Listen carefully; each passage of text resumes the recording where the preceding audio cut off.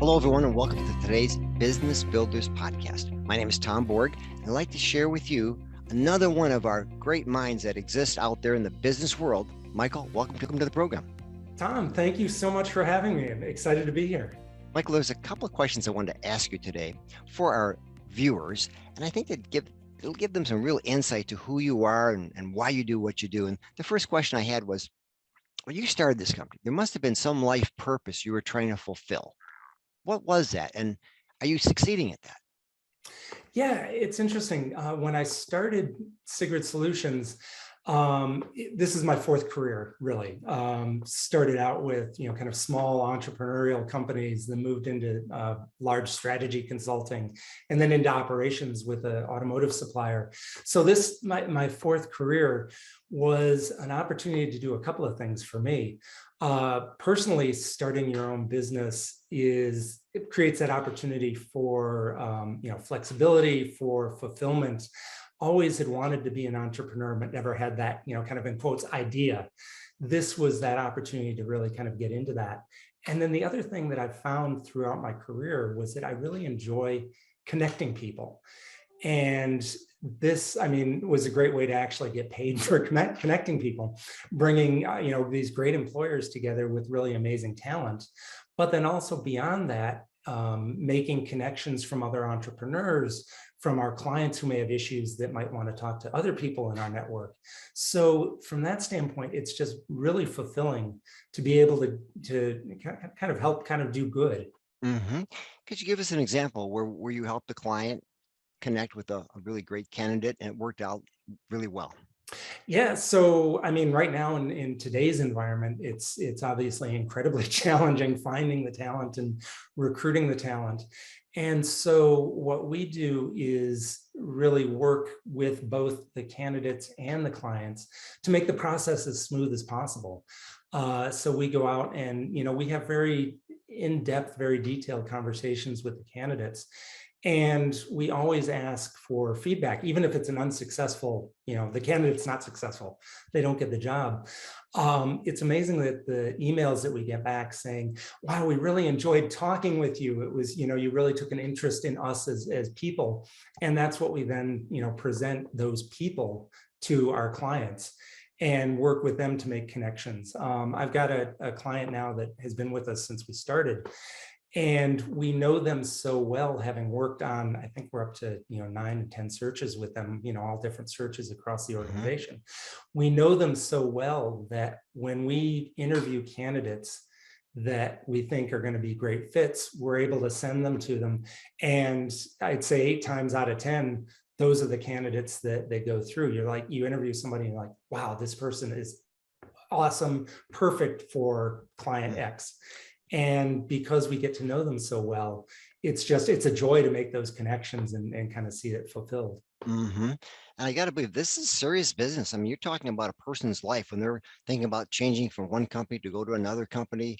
It might mean all kinds of complexities, having to move or having to get into a new corporation or business that they've got to learn that culture all over again. And so tell us about that. Some of the things that people might go through some of their minds when they're trying to figure out what they're supposed to do to. Yeah, no, absolutely. It's and this is an area you've hit on a kind of touchy subject for me, because yes, we're it's these people's lives, like as you're saying, and mm-hmm. we don't want to take somebody out of a job that they're mostly happy with and put them into something that 6 months later they're just miserable in. Mm. So we spend a lot of time and a lot of effort getting to know the culture side of our clients, getting to know what they are interested in, what they're like, what it's like to work there, and then portray that very openly, very honestly, very transparently with our candidates, mm-hmm. so that they have a good feel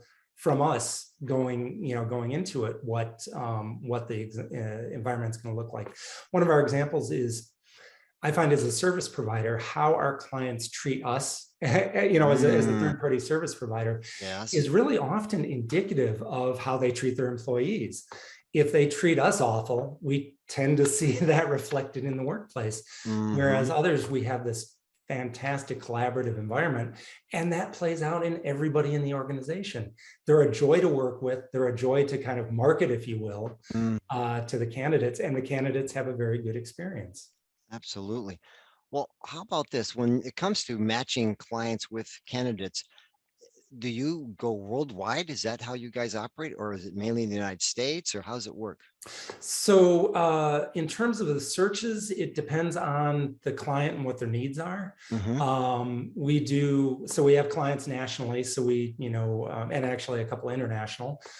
So we'll source candidates based on, wherever those locations are. Hmm. We will do national searches for clients. And there it really comes down to, what's the type of position, what's the client specifically looking for. Obviously, it's much harder to relocate somebody for a position because of those uncertainties you mentioned earlier. Hmm. So, depending if they need a national search, we obviously would do a national search, but we tend to try and start local first and then expand, as the needs of the client dictate. That makes sense. When it comes to distinguishing your company from all the other leadership recruitment companies that are out there, or management recruiting companies that are out there, how do you guys differ? Yeah, I mean, I think our values kind of differentiate us in Hmm. terms of. So when I was thinking, as I was, kind of starting the firm, clean slate of paper, blank slate, and just sitting down saying, okay, what do I want the firm to be? And just really kind of this smile on my face about, okay, these are what the values are going to look like. And oddly, unintentionally, the acronym turns out to be FIDO, which then I get this vision of a black lab, friendly Mm, black lab. And I'll tell you kind of why those seem to fit. The F for us is fun. We want to mhm, have fun in what we do as recruiters, as consultants. We want to have fun with our clients and with our candidates. So we're not into the stress pressure interviews. We want this to be a good conversation. Integrity is very important to us. We want our candidates are entrusting us with their lives. Our clients are entrusting us with their pocketbooks and their future. We are very kind of open and value that integrity as an aspect of doing business. We're involved. We get involved in the community. We're on nonprofit boards. Every search that we conclude, we make a donation in the name of our client to a nonprofit. wow. Uh, so just ways to give back to the community. We do a lot of social engagement, working with nonprofits to help their organizations from an HR standpoint. We look for diversity and inclusion. As a firm ourselves, we're very diverse, Mhm. but then we also work with our clients intentionally and unintentionally, I guess, if you will. So our clients may not necessarily outwardly state that they're looking for a diverse candidate pool, but we go out with the mindset of finding them as diverse a candidate pool as we possibly can. So it's implicit in the work that we do, whether or not it's explicitly stated as a goal of our clients. And then lastly, just openness. We want a transparent, open culture, both internally and then in the communication. We don't ghost our candidates. All of our candidates get, acknowledgement that, yes, they were successful, or obviously if they weren't successful, we Mhm. reach out to let them know. We're very open with our clients in terms of status of the search, in terms of market conditions, compensation, what the issues we're seeing are. So that openness is another aspect that we highly value. So those characteristics, those values, spelling out FIDO, are what drive us. Absolutely. Excellent. Excellent. Michael, what type of suggestions would you have to businesses that are out there if they want to create the right kind of culture, the right kind of environment that makes it a great place to work, so that when they look to expand and to bring in more people or new people, it's going to be a place where people are going to want to work. Yeah, that's great. Great question. And I think it depends. Every organization has their current culture and their Hmm. aspirational culture. So where they are today and where they want to be. And sometimes the owners or the leaders of the companies what they think is the culture may be more aspirational than what the culture actually is. So, one of the things when we're doing advisory work with our clients is to sit down with an engagement survey and ask your employees, how satisfied are they on specific metrics? How important are those metrics to them? And, where do they think the organization can go? We take different cultural attributes. So, for example, communication or teamwork or leadership involvement could be questions that we ask. How involved is the leadership in your day-to-day life, so to speak, and get a score, get a measurement, and then that feedback then can be used to make improvements. Leaders are often kind of surprised that, the employees don't feel the same way about the organizational cultures as they do. Sure. So then you can understand or identify where those areas that you want to target to fix and start making incremental movements towards that. Yeah, you bring up a good point, because I think oftentimes the higher ups in an organization aren't necessarily hearing everything that's going on, or they're not really understanding some of the feelings or some of the attitudes employees or managers have towards leadership in the organization. And that could be a surprise for some of the people that run these companies. It is. And we tend to, so we start with a, anonymous survey, Hmm. and then we'll also back it up with specific interviews. Now, the results of the interviews are anonymous as well. Obviously, the people talking to us, we know who they are. Hmm. But it allows us to dig deeper into the numbers. The numbers are nice to have and a good baseline, but then by doing these interviews, you can find out more about really the specifics and what are the goods and the bads of working for that client. Hmm. Now, you just completed another engagement survey this past year, this year. We Uh, did, yes. did you want to share a little bit about that project, and if our listeners could have access to that? Yeah, sure. So we've just wrapped up. It's our third annual employee engagement and satisfaction survey. The results were great. We've gone through kind of the tabulation, the result process. We asked a lot of questions around the Great Resignation this year, in Hmm. terms of is that real, and why people are looking to move, and then looking at the results of satisfaction and importance of different motivators. A couple of things and we'll have the final report is going to be out in the next couple of weeks. So Hmm. we're putting that kind of the tweaks to, here are the results and here's what it means. Some of the things we found on the resignation side is that, one, it's real, but there's also a generational difference in terms of employees that are looking to move. So we asked, are you expecting to change jobs this year?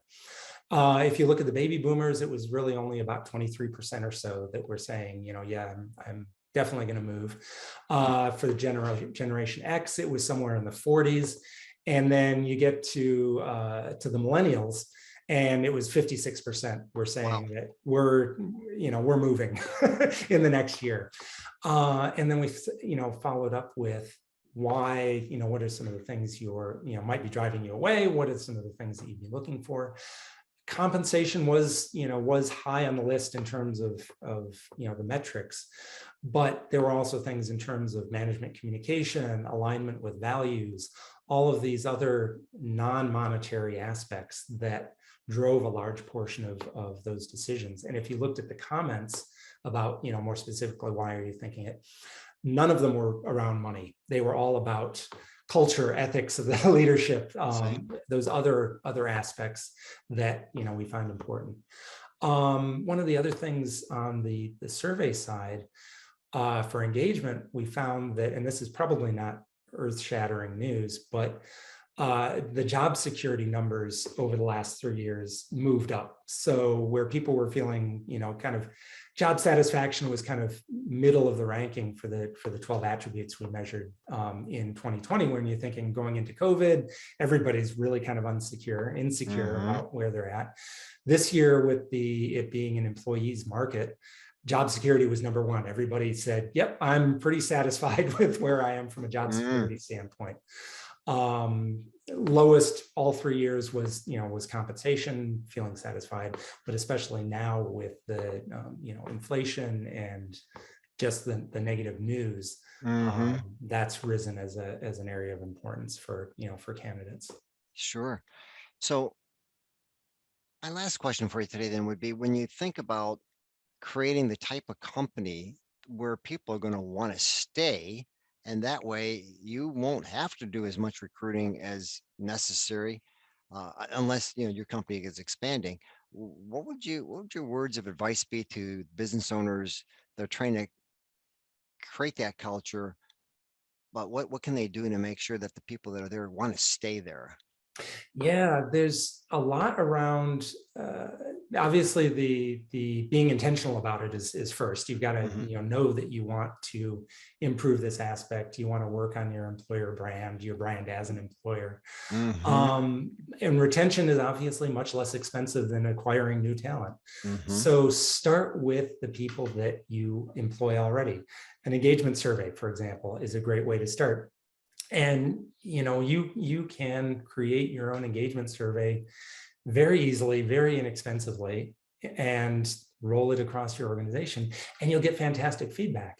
The one thing to caution you on is, if you do decide to do that, make sure you provide feedback to the employees and make sure you Mm-mm. tell them what the results were, even if they're not pretty, what the results Mhm. were and what you're going to be doing about it. Because the worst thing you can do is to say, yeah, we're going to ask you about your thoughts on the company, and then it goes into a black hole and they never hear about it. And Mm. that fulfill some of their thoughts, if you will, Sure. about the company. So asking what's important to your employees, and then doing things. And there's a lot you can do non-monetarily. All of us employers right now are challenged from that profitability standpoint, with Mm. inflation, rising wages, et cetera. There's a lot that you can do to improve the culture and make it sticky. Actually, an example of a client now, one of their employees had been with them for 5 years, was offered a $40,000 raise to move to a much bigger company. And the employee likes where he is, and came back and said, hey, I've got this offer, I don't really want to take it. What can we do? They could not match a $40,000 increase. So they worked together on, okay, what can we do to increase it? They ended up increasing about $10,000, but they also did a couple of things. They allowed the employee to relocate to his home in Northern Michigan. So that became his domicile. So any Mm. travel then, was able to be reimbursed. Allowed them to have some flexibility in terms of, during the day, they had some things going on. They could focus on that, but then, they're still getting their job done. And so as a result, the employee stayed, because that culture was strong, the openness to have that communication, both, the owner and the employee was there. And so yes, there was an increase in wage, but it wasn't a full $40,000 increase. Mhm. That's a great example. Great example. Michael, what if people want to get a hold of you? They want to just maybe have a chat conversation with you about what you can do for them. What would be the best way for them to reach you? Yeah, absolutely. Email is fantastic. And that's Mike.Dergis, Dergis, at sigredsolutions.com. And that's Sigred solutions.com. Phone number 248-219-6541. Yeah, always happy to have conversations. It's part of that connecting that we talked about earlier. Happy to tell people what, if it's recruiting, happy to tell them what works for us and how they might be able to adapt it themselves, from a culture standpoint, our lessons learned. Always look forward to talking with people and sharing that information. Absolutely. Thank you. Michael, I'll make sure that that information is also on the screen here when they're watching this video. If they're only listening to it, of course, they can replay that part that you just shared with us. So thank you again. I appreciate you being here with us. We got to have you back if your schedule will allow. We'll definitely have to have you back for our future podcast. But in the Really meantime, appreciate it. It's a well, lot of fun. Thank you for the opportunity. thank you for being here. Take care.